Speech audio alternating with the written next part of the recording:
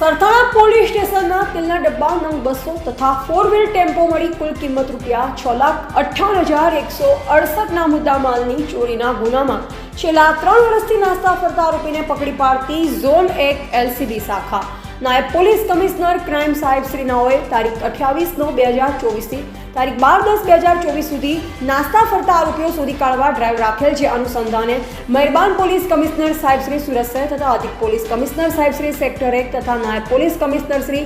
ભક્તિભા Dabhi zone 1 Surat શહેર નાઓએ નાસ્તા ફરતા આરોપીઓ શોધવા આપેલ સૂચના અને માર્ગદર્શન અન્વયે ઝોન 1 LCB શાખાના પોલીસ માણસો outpost head constable Sahdevsinh Mahipatsinh તથા outpost head constable Karansinh Shankarsinh નાઓની સંયુક્ત બાતમી આધારે આરોપી નામે ચેતનભાઈ બિપિનભાઈ કાછડિયા પટેલ ઉંમર વર્ષ 32 ધંધો ડ્રાઇવિંગ રહે 501 પાંચમો માળ